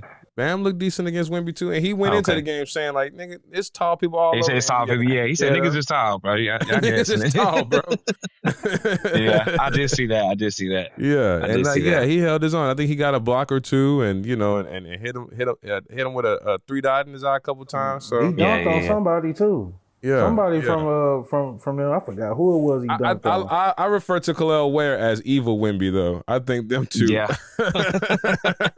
It's like, Like sideshow Wemby. But yeah, I think yeah, man. Shout out to the Heat, man. NPC, The Heat really gotta be like, really gotta make some noise to make some noise, bro. Otherwise, Exactly. they just feel like a middle of the pack type of team, bro. And That's it sucks exactly where I'm because at. like we do know how talented Bam Adebayo is, and we have had lofty expectations for that group for a minute. So, I will hate say- I hate to spam the blow it up button, but No. I will say that with Austin Reeves and recent success, everybody's forgetting about the best white boy in the league. Tyler Hero has been hurt. When he gets back, Tyler Hero, he got the skin, he got the taper fade. You automatically the best white boy in the league. You got taper fade. he's still So- kicking it with Jack Harlow. Yeah. That's his homie. That's his boy. He just dropped a new Nike commercial, but I feel like when he gets back, it's gonna be a little better. Norman Powell's been out in and out too, little injury. Yeah. But once Tyler Hero gets back, we'll see what's really going on. Yeah, man. Keep your eyes on Miami, man. Things might be shaking up over there in a little bit. The Bucks. Giannis down. Let's talk about it, Gabe. Look, man, You had reasons to the, celebrate this week. the Milwaukee Bucks out here making it happen. 2-2 on the week. You know what I mean? But that brings them to 4-2 overall. Lost to the Cavs. Later on, they rounded out that week with a loss as well. But for me, the thing that sticks out the most is the 120-110 win over the Warriors that I mentioned a little earlier, the Ryan Rollins game. The man had 32 points, 8 assists, only one turnover, was had five from three. He had 13 of his points in the fourth quarter. And they did this with Giannis out. I mean, this dude out here balled the fuck out, had the game of his life. And who knows? Maybe I can see him being like a reliable, like 15, 18 point per game scorer, which on this team, with a team with Giannis and his ability to spread the ball, maybe that's all they need to kind of keep him afloat, to give him some consistency there. They forced 19 turnovers in that game. They shot 41% from three, 50 points in the paint. I mean, the Bucks have an identity, and whether it's guys like Ryan Rollins, Bobby Portis, Kevin Porter Jr., like they got a bunch of dudes who have chips on their shoulders, and it's a bunch of like, hey, my team didn't want you, so here we just threw you on the Bucks, and so Right. Wasn't that the somehow they're story of making it Ryan work. Rollins too? Wasn't he formerly a Warrior and got the boot from the Warriors? I feel like that was kind of a revenge game for him. Hey man, I'm 100% with it. Oh, there it was. The loss was to the Kings, unfortunately. So a concerning loss. It was 135 to 133. But who knows? If they were riding the high from the Warriors, so maybe that's why. But yeah, man, the Bucks, they get Giannis back. They stayed afloat. They did their job. I think if your star player goes out, if you can hover 500 for however many games that is, you did your job. So. No, for sure. I think in the post game, Ryan Rollins said "Dub Nation," like a Oh, nah, Dub crazy. Nation. I feel like it was a Freudian slip, but at the same time, I think that was an opportunity for some get back against Steve Kerr and them, because I think they it was a situation where he might have been a casualty of sticking with that Mhm. with that Golden State core. You know what I mean? And shaking off. They also did beat the Knicks, and I think I'll talk about that a little bit later when we get to the Knicks. But yeah, man, Milwaukee is continues to be my pleasant surprise out east. Fucking right. Without Giannis is even more impressive. Mm-hmm. Right on, man. All right, man. Up next, we got the Minnesota Timberwolves. My Wolves went 2-2 this week, man. And last week, I made a statement that the Timberwolves are tasked with figuring out who they are, what their identity is, with their star Anthony Edwards is unavailable. Because yeah, man, it was a little shaky start. A 41 point performance from Ant-Man gave them their first win of the season. But then a game later, they lost to Luka and the Lakers, with Ant, Julius Randle, and Dante DiVincenzo being the only Wolves to score greater than 10 points. So to start this week, that call to action was immediately tested as Anthony Edwards went down with a tight hamstring in the first 3 minutes of the matchup against the Pacers and would not return for any of the week's remaining games. The Wolves remain at 500 at the close of week 2 with 2 wins and 2 losses. But what appears on paper like more of the same is actually anything but, man. Julius Randle, hooping in jeans, is stepping up in a major way, providing a diverse scoring profile and playmaking as the hub of the offense with Anthony Edwards out. He scored 24, 33, and 30 points in those 3 games, in the last 3 games, on over 50% shooting. Jaden McDaniels is reminding us who he is, the stoic and stone-cold defensive menace who can also get a bucket, rarely deterred by the defender in front of him, and shooting the team's best 3-point percentage at 47%. Dante DiVincenzo, the big ragu, is showing up to play, setting the table for his teammates, nabbing at least 1 steal every game this season and hitting some timely threes, the most by anybody on the team. Naz Reid is getting back to himself, and in the meantime being serviceable using his size and is second in rebounds behind Rudy Gobert, adding extra possessions for the Wolves. And, of course, Rudy Gobert is Rudy Gobert. But with Anthony Edwards on the man, now clear for basketball activity, man, I believe the Wolves' identity is starting to take shape, and it's not just a silhouette of one of the NBA's most dynamic superstars, man, but a fiercely fighting pack of real basketball dogs willing to scrap for 48 minutes or more for the win, man. So shout out to the Minnesota Timberwolves, man, like getting it done in Anthony Edwards' absence. The numbers look great. Julius Randle is among the league's top scorers. I think he's at like 25, 26 points per game. And it's never pretty, nigga. Like, we hate the Julius Randle play like he grew up on a farm, nigga. Like, he's the most blue collar nigga the most blue collar hooper I've ever seen, but like getting it done, I'm seeing I'm seeing some good things. Bones Highland, you know what I'm saying, is getting minutes. Rob Dillingham is finally getting some burn, you know what I'm saying? So, Mike Conley is getting back into the rotation. So, they ran it back with the same squad. I feel like they could, use a little bit more depth, on the bench and down. But yeah, man, I mean, being able to get some necessary wins. And granted, they weren't super impressive wins. I mean, they only won by 4 against the Pacers. They lost to the Nuggets. They lost to the Lakers in the last minute, and then they won the game they were supposed to win against the Hornets. But yeah, being able to maintain 2-2, moving up to 3-3 on the year in the absence of Anthony Edwards, I think that's a good sign for the Timberwolves. All right, man. Here we go. Up next, New Orleans Pelicans. The moment we've all been waiting for. Look, here we go, man. Here we go. I'm ready. You see, I had to double down on a bitch. You feel me? Come on, man. 0-5. 0-5 for the week. But yeah, technically we're already in next week, so it's 0-6. But yeah, man, like, golly, man. Rough week. Rough week for the Pelicans, brother. Pelicans fans out there, I'm with you. All 3 of you. I'm with you. It's been a rough week, man. Blown out twice by championship teams, man. The first one by 32 points and the following by 44 points, man. And edged out in a heartbreaking 1-possession loss to the league's oldest roster. The most frustrating part of all that, this team is loaded with talent, bro. Jeremiah Fears keeps impressing. Earned himself a starting job. Like, he can score, bro. He can score and defend. Like, he is the one bright spot, is that, like, there will be a great amount of development out of Jeremiah Fears, but he is an NBA player today, nigga. He is a starting guard on many teams today. So that's good. Derek Queen looks more and more comfortable game to game, man. Still getting used to that, that NBA body. You know what I'm saying? He a big boy. He kind of, he's still moving like a teenager out there, but he's getting more comfortable. I can see it. Trey Murphy still streaking, but is recently showing signs of life, hitting 5 out of 10 threes against the Clippers most recently. Herb Jones remains a defensive anchor and is growing into a reliable scorer. Zion's great, but even at 20 points per game, it really doesn't look like he's being maximized. And then Jordan Poole, which is the biggest story on the Pelicans, he recently lost his starting spot. He's coming off the bench now. And, he led the team in scoring all the way up until the Clippers game. And in the Clippers game, he dropped 30 off the bench. You know what I'm saying? Presumably in response to the decision to put him on the bench. Showing signs of dissatisfaction with Coach Willie Green. I'm watching him. I'm watching him call a timeout. I'm watching Jordan Poole dot the Clippers in the eye 3 after 3 after 3. He just staring at his own coach, nigga, like glaring at his own coach the whole time. And I know that's got a lot to do with the fact that, he's part of that, that second line now. And that's the issue, man. I don't want to beat up on the Pelicans too bad because that's happened enough through 6 games already. The team is loaded with talent. They love playing together. And if we can get the type of product that we got out of that Clippers Cup game, we win those 9 times out of 10, bro. Like, the Clippers are an exception. They're a great team. But, like, the type of production we got out of that type of game that was the type of basketball they need to be playing consistently. The game was otherwise a hard-fought win until the Hall of Famer on the opposing team hit a last-second shot over 2 defenders. So the team isn't the problem, bro. The direction is. The game planning is. The lack of sets and defensive discipline and the direction out of hot starts and half times and timeouts. At 0-5, the question isn't if Willie Green is in the hot seat, bro. It's how long before the organization finally admits that it's time to move on.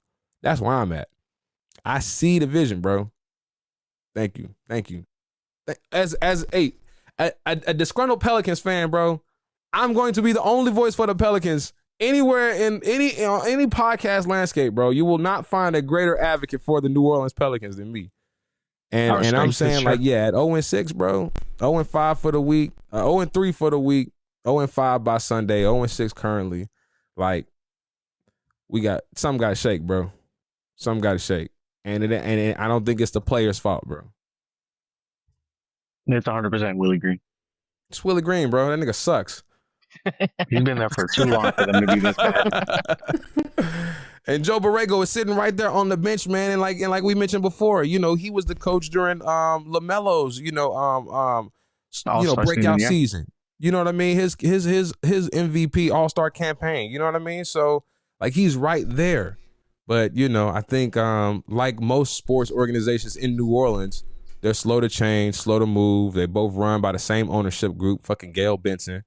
And, once you dig into the politics of it, it's like, what are we doing? Is this the next candidate for relocation?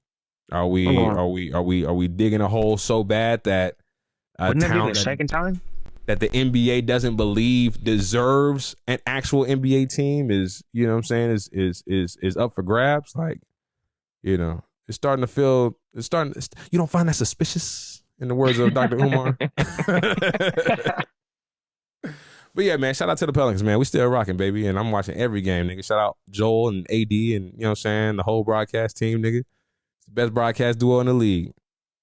Yeah, man. Up next, we got the New York. Anybody else want to beat up on the Pelicans before we move on? Nah, y'all had enough, man. Y'all had enough. Today. I'm down. You put a ball on it, bro. I'm still hemmed up, bro. You can get some licks in if you need to. Bro. You put a ball on it, bro.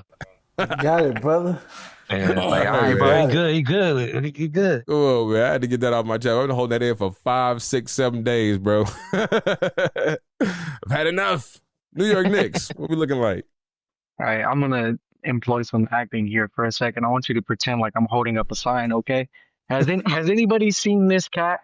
Oh man, that's crazy. That's what this week is for the Knicks. Has anyone seen this cat? Man, I'm telling you, bro. 0-3 for the week, but lost to the Heat, the Bucks, and the Bulls. I mean, hey, look, I was just talking about how the Bucks are dope, and they had, the Bucks. They got a good team going. We know the Bulls are undefeated right now. Surprisingly, the Heat are always going to be in for a scrap, right? I get it, I understand, but this is the New York Knicks with this crazy ass payroll who traded everybody to end up with Cat and Brunson heading that defense, and so 0-3. Hey. The problem is, I don't mean to shit on him, but it really is Cat right now. Cat's only averaging, he only had 22 points on the loss against the Bulls. But overall, bro is only averaging 18 points a game. 18. I didn't even take the time to look, but I'm pretty sure he hasn't averaged that little since he was a rookie. Right? So 18 points a game. He's only shooting 38 overall and 35% from three. And this is the guy who called himself the greatest shooting big man of all time. And I didn't take that shit lightly because, Dirk played in the NBA, so there's that. I think the rest of this team seems to have been able to gel around Mike Brown in the offense and sort of find a role because Brunson is still playing like Brunson's still shooting efficiently. In that same game, Brunson went 12 for 25, had 29 points, 3 straight from three. He's doing what he's supposed to do. It's Cat for some reason. But after that, after all that, Cat honestly, not only, first of all, Cat looks like the most athletic big man ever. Because we know that he's athletic. When he runs, he's like a baby giraffe. He got chocolates on. It's so. What you say, Aaron? He got chocolates on. Nah, he got clown shoes on. Oh, clown shoes. He do run like his shoes too big, bro. No, man. I just think right now the biggest problem with that team is Cat looks like he doesn't know how to play basketball with that team for some reason. Yeah, it was very interesting at the beginning of the season. Sorry to cut you off when they asked him about Mike Brown's offense. He was like, I don't know where I fit in, and people took it as a joke, but obviously he was. He really, I guess he really didn't. You're right. He really doesn't know where he fits in. So yeah, I think, all jokes aside, the Knicks are a good team, but if you're only going to get 18 points a game out of Cat on sub 30% shooting or sub 40% shooting from three, bro, it's not going to cut it, bro. Knicks will make the playoffs, but that's not what they're there for at this point. Right. They spent too much money to just make the playoffs. I don't think Mike Brown has ever coached somebody like Cat though. Yeah. So that's difficult for him too. He ain't got no offense for him. So that's really what they trying to figure out. They really trying to figure it out. Who's tasked with changing their game? Mike Brown or Cat? It's got to be Cat. It's probably most likely gonna have to be Cat because Mike Brown got his style, but also Mike Brown got to understand I have a Cat. That's I don't have to make Cat be like Timothy Mozgov or some shit. I don't have to make him like that. I can make him be something different. You know what I'm saying? That's the fact. Just generally speaking, bro, Cats are really their own kind of people. They're their own type of people. So I will say, You said Timothy yeah. Mavs. as unathletic and goofy and uncoordinated he looked, Cat is one of my favorite players to watch. When he's He's hot, a like when baller. he's on, like when he's He's rebounding, hard. when he's hitting three, like he damn near looks like one of the best people, like players in the league. So I don't know. They're gonna have to come find a middle ground or something because Yeah. you can't just let that go to waste. Yeah, no. Yeah, we'll see. It's still really early. The team's going to have a lot of time to gel. They got a new offense. They have some new offensive pieces, obviously.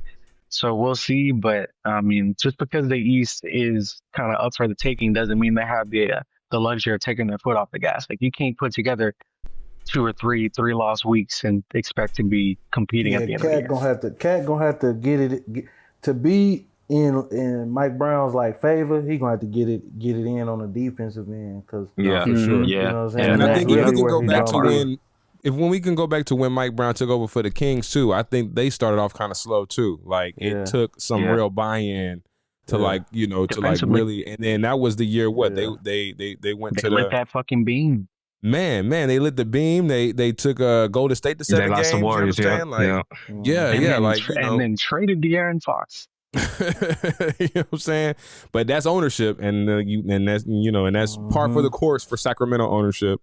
God But damn. yeah, I think with Mike Brown, like it do take some buy-in, and Cat is the type of person who's been able to play his way his entire career. He's been the poster child for the Timberwolves. He was their franchise player. He saw regimes of versions of that team come and go. And so, yeah, a change of scenery, I think he walked into New York being able to be Big He Cat. looked great last year. He looked great last year, but, Different coach. Tibbs wasn't, Mm. right? So, you sacrifice some of your freedom, you sacrifice some of your comfort when you bring in that new regime and, and hopefully it amounts to more wins. So I think if he got the heart that people really question, if he got more heart than people, judge him for, then he'll buy in and I think benefit from it. I'm hoping that it evolves his game even more because like Dave said, as goofy as he is, as silly as he is, he's one of the scariest players in the league as far as skill set, Yeah. as far as I mean, talent. he's that important to their winning. That's why him missing is a problem. It wouldn't be a problem if he wasn't that important. Right. Nah, straight like that. Big Thunder. What yeah, yo. Look, man, Dave done turned his camera off, nigga. Yeah, I'm already knowing how that go, man. I know, man. We just doing what professionals right do. now, nigga. We just doing what professionals do, man. Look, man. Another week. You know what I'm saying? Business Another as week. usual. Business as usual. As usual, packing motherfuckers up. Currently 7-0. You know what I'm saying? We trying to go that back to back. To be honest with you. Yeah. I mean, like I say, it's just depth, bro. Like right now, the way I'm looking at the league against the Thunder, they still kind of behind, but it is some teams that's scary, like the Spurs, Portland over there. Like, you know what I'm saying? It's some teams that kind of, you look at them, you like, wait a minute, if we bullshit next year, it could be a different story. You know what I'm saying? This year, I ain't saying it's a writing on the wall because injuries can happen, all type of shit can happen. But when I look at it, J-Dub is out. yeah, but if Yeah, Chet but- get hurt, then we, you know what I'm saying? Like that's two Yeah. people. They can't You know miss what I'm saying? We both. can't miss two people. Like one is cool, but two niggas are out. Like that's a little bit much. So I just feel like we on our back-to-back campaign. Slight week. I don't like how we just skipped over the fact that this man got takes for next year already. We only Oh yeah, man. 2 weeks in. He said, "Yeah, so next year if we bullshit next year, Yeah, next year. Because I'm looking at the league right now. Like, nah. I mean, He Only looking at team I'm everybody really like it's scared a of, dub, like bro. I say, He the done- only he team I'm He done scared of is the simulated through the Spurs. season already, Oh, bro. for sure, bro. I schemed. I said, we beating them. You know what I'm saying? Yeah. 7 games, we gonna beat all of them. the next Like year I say, take is crazy." Only team that I felt like, you know what I'm saying, they really got like where we could potentially have a matchup problem is the Spurs because of Wemby. You know what I'm saying? Not Denver? Like, nah, we done beat them before, bro. They old, bro. We done figured them out. As far as like we just watched Denver. And Denver, one of my teams, you watch them this week, you clearly can see like outside of Jamal Murray and Jokic, They really just Who a have to regular be team. damn near perfect. They gotta damn near be the man. They gotta go. Jokic got triple doubles, even though that's what he do. Don't get me wrong, but he damn near gotta get a triple double all the time. That's too much, bro. Like you can't have one bad game, bro, and we still win. Like that's the type of team, you know what I'm saying? You won't. Because even if you look at the Spurs, Wemby, I mean, granted, he has been playing great, but it's spurts where Wemby not playing the best basketball, and they still finding ways to keep that lead going. So I just really look at that. That's all. Hey, man, I mean, the proof is in the pudding, bro. You know what I'm saying? They the defending champs for a reason, you know? And, yeah, I mean, they came out here as expected, smacking It's just shit. depth, bro. It's just depth, bro. A lot of teams got it's a lot of guys who are having opportunity to step up, you know, that may not have had as many minutes as they had last year. You know what I mean? Like, you know, guys are really, you know, solidifying their roles, man. And, yeah, man. The head coach, too, though. I ain't going to just say it like, we do got a great coach, bro. Like, he's great for the team, bro. Like, as far as supporting the players and, you know, how, like, just practices and all of that. And last year, they practiced damn near every practice where it's a minute left, just like the Pacers series when the finals happen. Like, all right, we down. What we going to do? You know, and those type of, you need with young players to develop to the next level, bro. Shout out to the defending champs, man. Not much needs to be said. Yeah, we just played Orlando some Magic. What we got? Orlando Magic.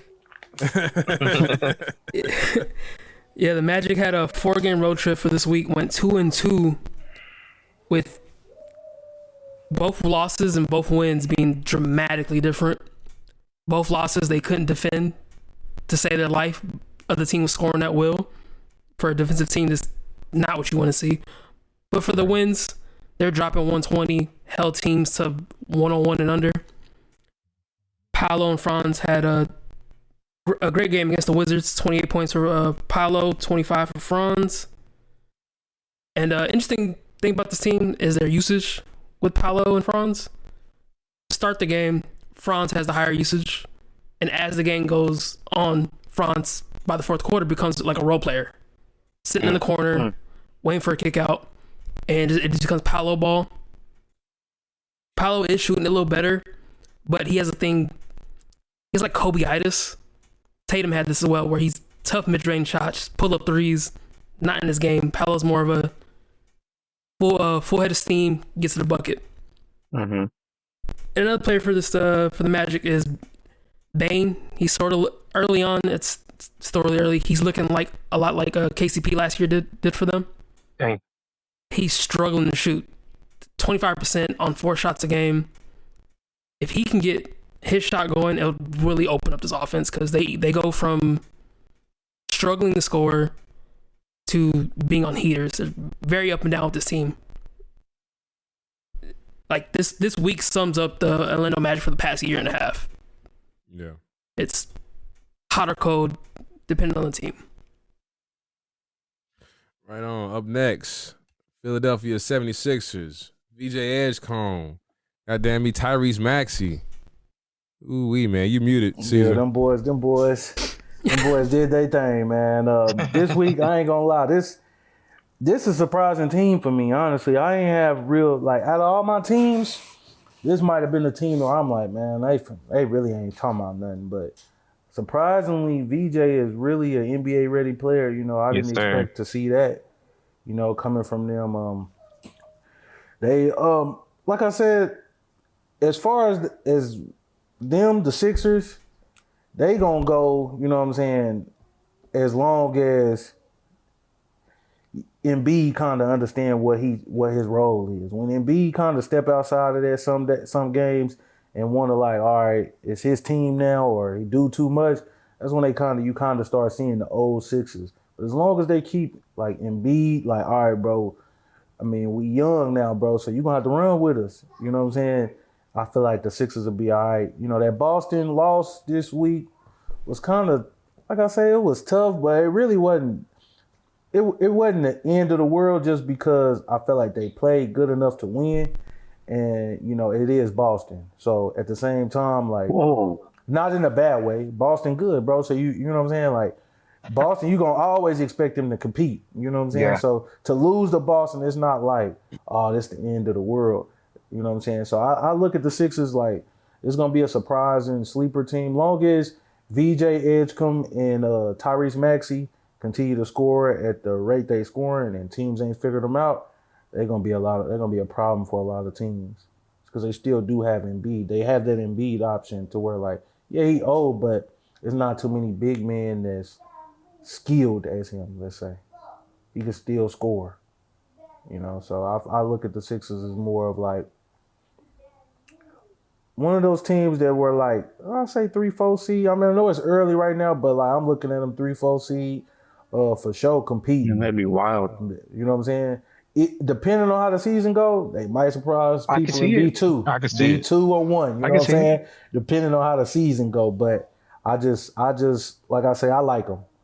Out of all my teams, this might be the team that I've been watching them like every game I'm watching them like Nice. for sure, clocked in, like watching them. So I like them for sure. Tyrese Maxey is currently second in points per game For sure. behind Giannis, and VJ Edgecombe is in the top 50 You know too. what I'm saying? They scoring crazy. It's like people haven't figured them out. Like this, the I'm gonna say the pace that Tyrese and VJ play at, people ain't figured it out yet. You know what I'm saying? Yeah. VJ can go fast, slow, fast. You know what I'm saying? Like he's interchangeable, and then Tyrese Maxey, nobody's standing in front of him because he's so quick. He's Harden's top student, Yeah. bro. Of all the spawns, of all the littles, Yeah, I seen him Luka hit that double included. step back like I think it was 2 games ago. I said, boy, here he go. Bro, bar for bar. You Yeah. feel me? Like Yeah. the heir apparent to you know what to the innovation that James brought to the game, bro. Like you can see that influence, and you can see that, you know, he took that leap, bro. 33 points per game? 33.7 points per game? Yep. Crazy. Yeah, that is. Crazy. So y'all say Paul George out of there? Please. I mean, I think they should bring him off the bench when he comes back. That's crazy. Paul George off the bench. Hey, You know, man. it happens Melo though, came off but the bench. yeah, it happens. But damn, Girl, you That's- knocked me out. Put him behind the bench. Ooh.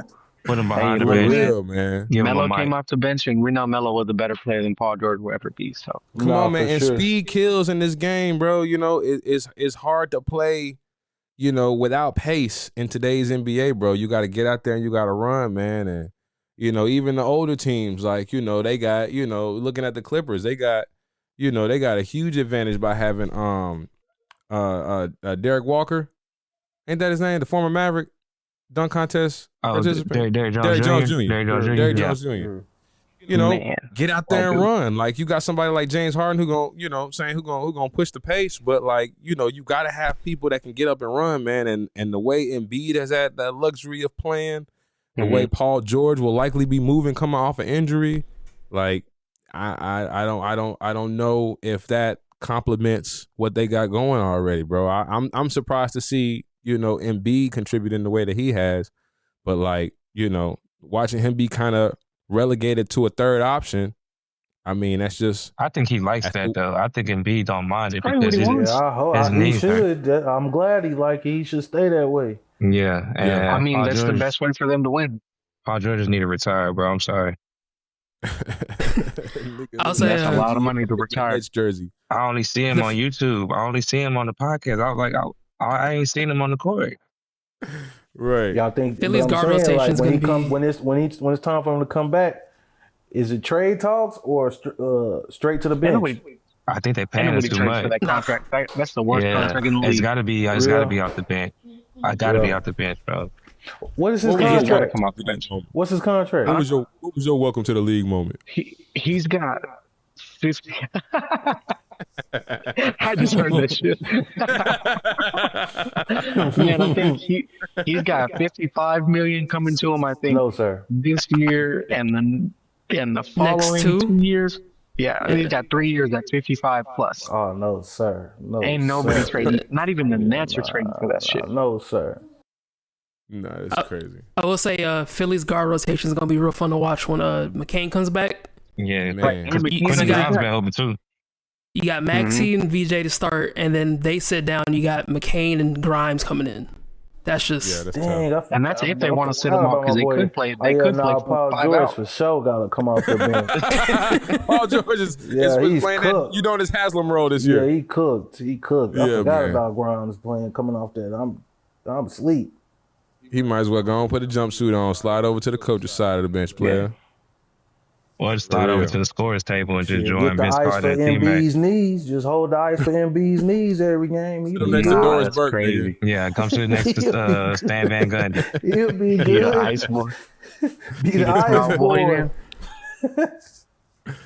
Oh man, for real. How the mighty have fallen, man. Paul George, he he was the inspiration for a lot of the young players, man. But I think as we looking around, man, like it really is the changing of the guard. Like, you know, there's a lot of players who are blossoming, who are, showing themselves, showing their value early on. And not just out this rookie class either. I'm talking about second year, third year guys who just have the opportunity because superstars are unavailable or because, just how the cookie crumbles, bro. And so, yeah, we're really looking at like this next season after, or two, like a whole new different crop of guys who are the guy, you know what I mean? And it's starting to, it's really starting to hit home now. It's really starting to like become a reality. We're like, getting yeah, old, this, fellas. Yeah, the league is over. That league is over. You know what I mean? Yeah, it was a long time coming. Hey man, we had a run. We had a run, fellas. Yeah, we thought they was the Monstars. We thought we'll never see the end of we didn't know how good we had it, man. Yeah, they good. We didn't know how good we had it, man. Up next, man, we got the Phoenix Suns. Now look, bro, I was a little harsh on the Suns last week. I'm gonna be honest. Most things I said during week 1 are snap judgments because it's week 1, you know what I'm saying? It's snap judgments. And as of week 2, the Suns are 1-2, but the vision is starting to better come into view, man. This Suns team has 2 sides. Devin Booker and his supporting cast of 3-point specialists.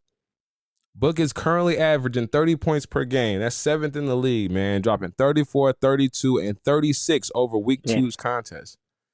The Suns lead all 30 teams in 3-pointers made, with 3 players in the top 10 individually. And as a team, they score over 41% of their points from the 3-point line, from behind the arc, bro. Like that is what's happening in Phoenix. The reason why it didn't make no sense to me is because I'm looking, I'm like, who are these niggas? And it turns out this is the style of play that Phoenix wants to play this year. This style of play is high risk, high reward. Only Boston, Cleveland, and the Knicks attempt more threes per game. And like, who's shooting threes in Boston, Cleveland, and the Knicks. You know what I'm saying? You know those names.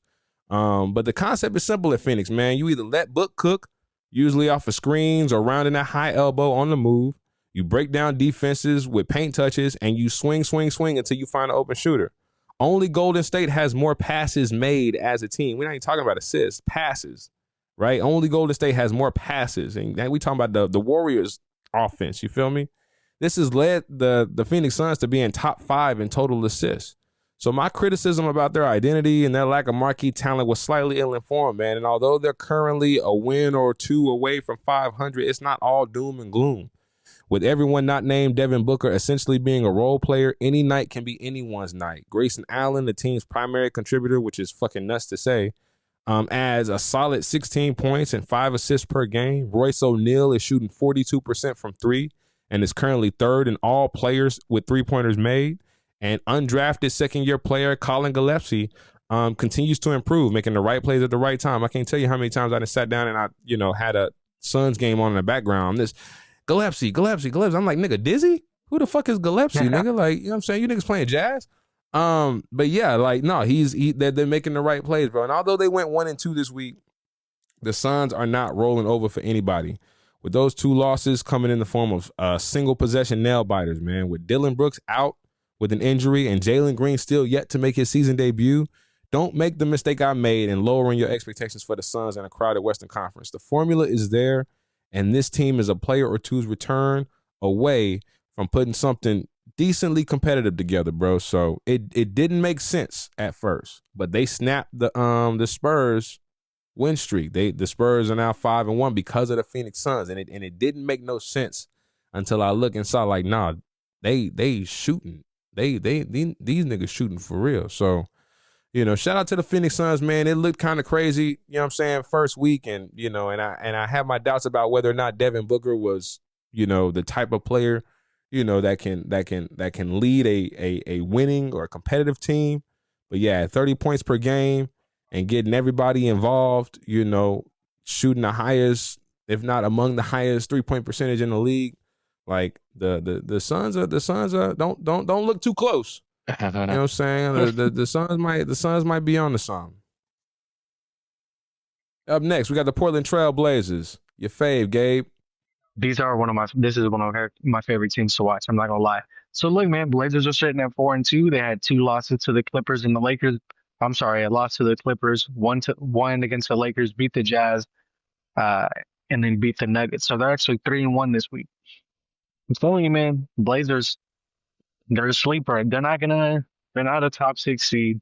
They probably won't make the playoffs. Maybe they will. Maybe they sneak into the play-in. But the way this team plays is like, it's infectious. Their identity, like I said last week, is solid. It's play fast, play hard, be pesky defensively, and just like muck the game up, make it look ugly, right? In the game where they beat the Nuggets 109-107, Denny had 23, Sharp had 19, Grant had 16, Kamara had 14, right? So you got contributions coming across the board. It's a very balanced kind of attack for them. They had 19 points off turnovers, which just goes to show you again, like the way that they jump the passing lanes, how active they are, how much they're pressing, which I think in general, I think the NBA period is kind of just pressing a lot more ever since the finals. And so they're great at it, especially because they got the guys like Scoot, right? Or I'm sorry, like Shaedon Sharp. Scoot hasn't played quite yet. The other thing too, man, Blake Wesley. If you haven't been watching very many Portland Blazers games, Blake Wesley. He's X Factor. He's like a ball stopper. This dude is like straight energy X Factor of that team.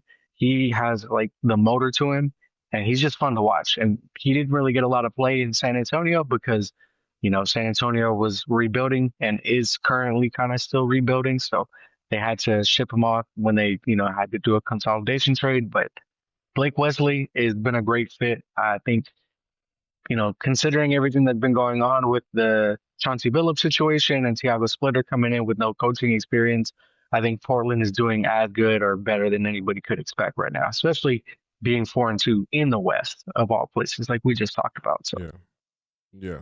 And those ain't no scrubs that they beat this week either.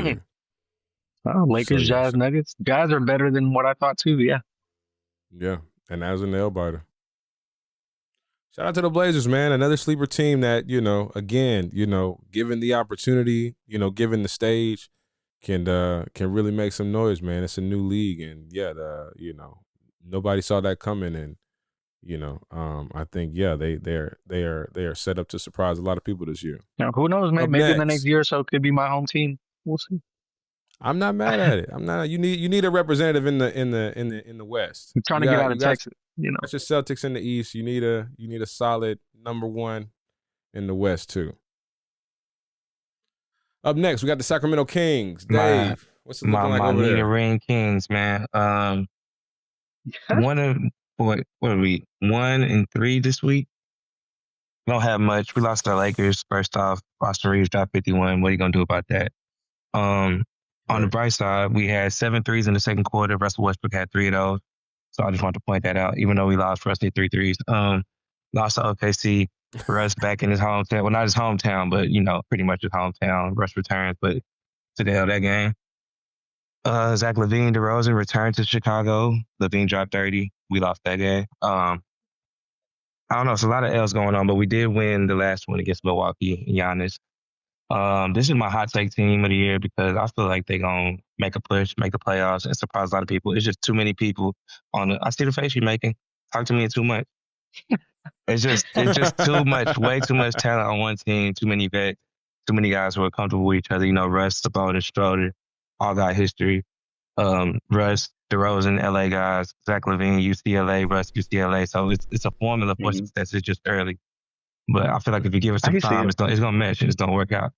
But yeah, that's all I got for my niggas right No, for sure. Still plenty of season left, and we've seen hot starts and slow starts, completely flip the script, by season's end. So, I mean, yeah, like if anybody is poised to, get it together and warm up and be real dangerous, I could definitely see that from the Kings. That, I don't think anybody was expecting Russell to land there for one. And so, like, yeah, there's a whole. Dude, I was paying There's attention in the offseason. That was the spot. They was trying to move Malik Monk for the long to open up space for us, but yeah, he's there now. And I mean, it's gonna be surprising. It's just a lot of ties there that people aren't really paying attention to, and it's just Sacramento though, so it's just ugly and it's just bad energy over there. So it might never happen, but I don't know. right. I believe. Shout out to the Kings, man. C-Web and Vlade should have got theirs. Oh man, but, invest the FBI. If the FBI was investigating back then, not for real. Right. Where was the FBI then? We nabbing niggas for poker games. Where was the FBI then? Goddamn me. I wonder if Donahue refed any of those games. If he didn't, he knows somebody who did. He know who did, and he telling it. And in 2025, he telling it on everybody.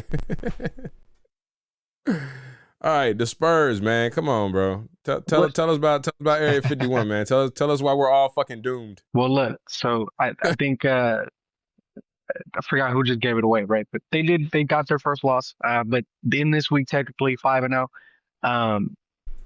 Fucking Spurs, man. Like, obviously the Spurs are more than just Wemby. It's a team. It takes more than one guy. With that being said, let me just read you a few things, just so that way we know we're talking about a real life NBA player and not a 2K player. Dude, Wemby is averaging fucking 27 points a game. I'm just rounding up. 27, 14, and 5 blocks a game. Crazy. I'll just stop there for a second. So that's where we're gonna start at. The team though is super deep, man. Like the chemistry between him and Castle, again, like they play off of each other, they match each other's energy really well. Like it really feels like there's not a lot of like your turn, my turn kind of thing. It really is. They're really meshing together. And so again, I mentioned it last week. But when De'Aaron Fox comes back, I think there needs to be a serious conversation or consideration at the least of if you should just bring him off the bench, if for no other reason, then you don't want to disrupt the chemistry that Castle and Wemby are already building, because truth be told, that's your future. Like right. Dylan Harper is there and we'll see how he turns out. But if you're going to make a choice between De'Aaron Fox and Steph Castle, it's going to be Steph Castle, whether that's now or in 3 years. And so you might as well start making that change now. Right. Because, San Antonio, historically, 6 men have been very successful in San Antonio. So who knows? Maybe that could be the secret formula to another championship run. Who knows? But man, I'm surprised. I'm surprised by the Spurs, and I'm surprised in that, like, I don't really see anything changing. I'm not going to say they're going to run away with the season to win 70 games, but like, it's hard for me to not see this team win 50 games at this point if Wemby even hovers around playing like this for any consistent period of time. He could be an MVP candidate. They could win 50 games. It's hard for me to even project the ceiling because like their best player doesn't really have a ceiling to even project upon. So this seems great. And, being from Dallas, it sucks, but I got to respect it. Hey man, my sister was a Spurs fan growing up in the Tim Duncan, Manu Ginobili, Tony Parker era, and I don't know if it's because she was attracted to all three of them niggas or what, but she was a Spurs fan, man. And I'm telling her now, like, bro, I know you got 3 kids and you a whole ass rabbi and shit, but you need to tap in with the Spurs, bro. Like, yeah, man, Spurs are nice. Spurs are nice. You need to tap in because like this is. It's good for the league, man. Like, you know, whether you a fan or not, bro, like it's just good for basketball, bro. We ain't never seen no shit like this before. And it's not just Wemby. Like they are continuing the legacy of Pop, you know what I'm saying, by not only building around a once in a lifetime talent, but like doing actually it the right way. Having complementary pieces playing beautiful basketball, bro. Like, you know, it's hard to root against. You know what I'm saying? One thing I'll add, sorry, my cat's playing in the background. One thing I'll add, man, is not to say that, again, this is that caliber of a team, but the same way we were talking about OKC, maybe not last year, because I think we expected them to be in the hunt for the ring, right? But the couple years previous about, oh, like this team is super fun and they're young and they love playing with each other and it's the same kind of, I get the same vibe from the Spurs right now. So who knows? Maybe the Spurs don't end up being what OKC is now, but the vibes are the same. And you ain't even mentioned buff Vince Staples. It's talking about Keldon Johnson.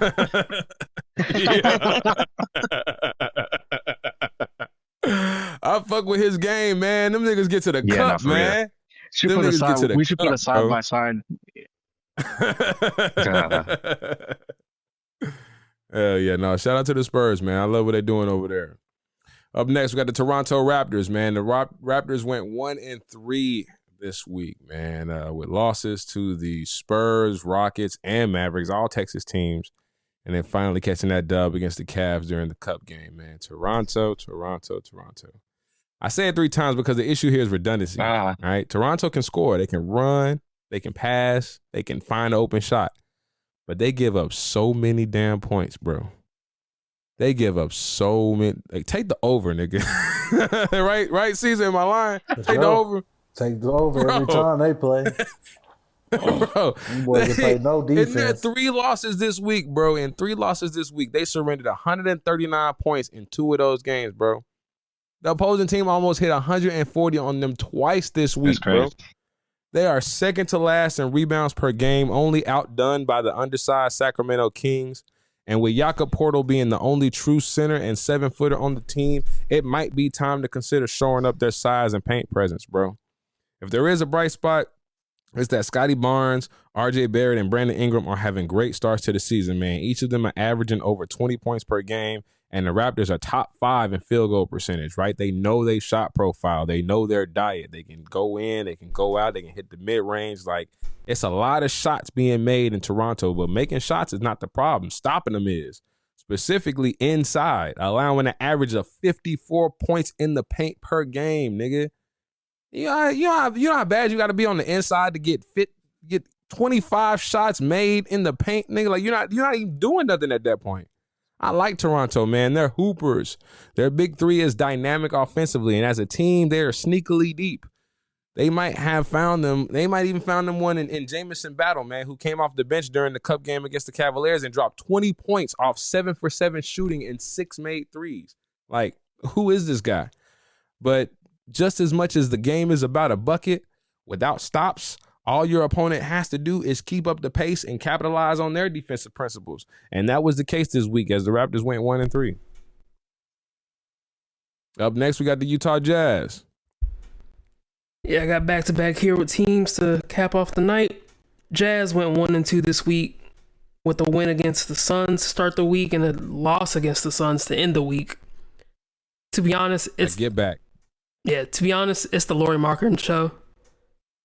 And he's trying to get the fuck out of there. Yeah, he's averaging 33 points a game on damn near 50, 40, 90 shooting percentage. Keontae George is in his 3rd year and he's emerging. He's averaging 22 points, but that's it for the team. Keontae from Dallas, no?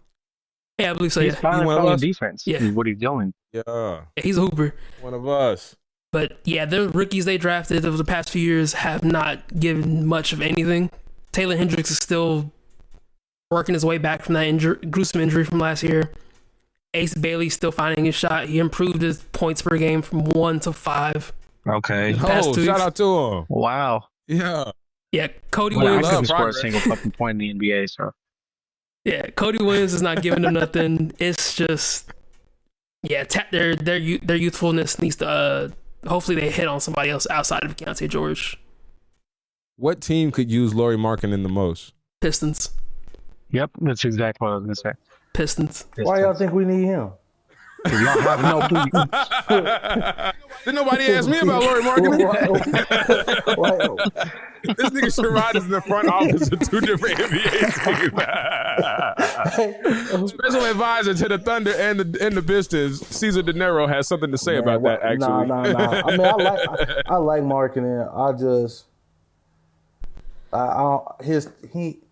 The same way I be feeling some type of way about, like, this is my thing about big men, bro. Like, if you gonna shoot, then you need to be able to just do everything else that I need you to do defensively. Block shots, be a defensive deterrent. If you want to shoot threes, you can do all of that. But I need you to be able to block shots, stop people from coming to the paint, do all of that. And we're gonna have to give up a lot to get him. We're gonna have to give up most of our big men to get him. And I like our defenders.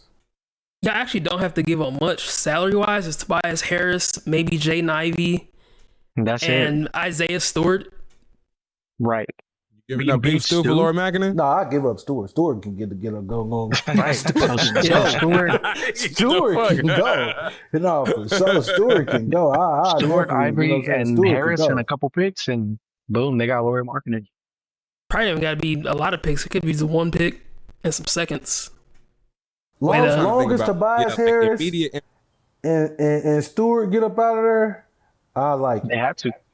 Yeah. I like it. If we can get somebody to take them, we can get a Stewhead team to take them. I love it. I love it. He said, "Bring Lowry. I want Lowry now." Yeah, defensive wise, I don't really like Lowry, but he scored so well that shit, bro. He had definitely spaced out the flow. Yeah, Lowry next to Asar Durin, got Cade running point. That's a good team. It's easy buckets for him. He'll spread the flow for sure. Yeah. That's the top 5. That's the top 5 in the East for sure. Random. I know we on last week, but it's the OT watch. Speaking of Utah versus the Celtics. Yeah, Utah and Celtics in a close match. Damn, not an OT against the mighty Celtics. Nah, Danny Ainge's trying to get his back. Mm-hmm. That's personal. That has been a theme for the Jazz this year. It's either a close game or they're getting blown the fuck out. Love to see it. One or the other. But to wrap things up with the Washington Wizards. Ooh, heavy on the watch. The Washington Wizards. 0-4 this week. The lone bright spot was Sar's game against Embiid against the Sixers. Had a breakout game, 31 points. Made Embiid look like a little washed, to be honest. Yeah, that's pretty much it. It's nothing else too bright about that team currently. It's 0-4, man. You know what I'm saying? It's to watch the Wizards, baby. Keontae George is still fun, still getting buckets, but man, CJ McCollum and Chris Middleton, dog, wrap it up. Yeah, man. But Chris Middleton is he's putting up 5 shots a game. He's just sleepwalking out there. He want that check. He need that check. He man, let me just go ahead. I mean, who blames him? It's Washington, bro. Nah. Right. Like that's where basketball players go to die. How is Cam Whitmore looking though? He's looking like a net player right now, bro. Crazy. So not much of an upgrade. Nah, he looked really good where he belongs. Yeah, he was getting into it with the coaching staff the first week of the season, being a little upset. But he gets the ball, he's not passing it. It's a shot. Yeah, he got the Cam Thomas. Yeah, he's either getting 1 point per minute or 1 shot per minute. He's on the floor. Know whose team it is. They trying to figure out whose team it is. Nah, Bilal Coulibaly came back, which is CJ McCollum walking there thinking he's gonna be somebody fucking vet. Yeah, I'm so glad that nigga not a Pelican. With you and CJ McCollum. As bad as we are, nigga, at least we don't have CJ McCollum. Yeah, luckily for the Wizards, CJ and Chris are off the books this year. Maybe they package him up for a disgruntled star, hopefully a point. Ja maybe. Oh, Ja in DC. That's the only thing that really missing is a point guard to run the show. But that's an interesting prospect, especially with all the young talent they got potentially. You know what I mean? Hit a little reset button. We'll see. Yeah. Hey man, sometimes you got to get punched all the way to to a Wizards uniform. Hey, look, if the Washington they learned how to deal with Gilbert Arenas, I'm sure they could figure out Ja Morant. Sometimes you got to get knocked out and wake up in a Wizards uniform to kind of, you know what I'm saying, remind yourself. Gilbert did, I mean, they did let Gilbert bring a gun to the arena, so. Hey, yeah, maybe he'll fit in just fine. You know what I'm saying? Right. So I don't know. Shooting dice in the locker room. Oh, man, not Ja Morant, it's Gilbert Arenas 2.0. Damn, that was a plot development I ain't see coming, but shit. Here we are, man. Yeah, the Wizards get a point NBA, guard, baby. man. It's a beautiful game, and even more beautiful, everything surrounding the game, man. I want to thank everybody for joining us for this installment of War in the Paint, man. Week 2, we made it through, fellas. We made it through.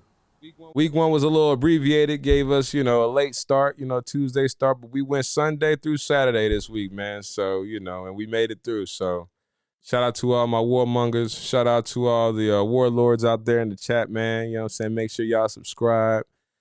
Follow us on all social media, and continue to enjoy basketball, man. We love this game. The different streamers, the different networks are doing a great job helping intellectualize the game. You know what I'm saying? Bring us a lot more, content and basketball minds to the game as opposed to a bunch of niggas yelling into a microphone, wearing fucking silly suits and shit. So, no, man, it's a beautiful day to be a basketball fan, and we at War in the Paint appreciate the opportunity to just, talk about the game that we love, man. And yeah, I think we got us another hit on our hands, fellas. So, thank y'all for y'all's contribution. Shout out to y'all for bringing the pain every time. And shit, until this time next week, man, it's War in the Paint. Peace. Peace.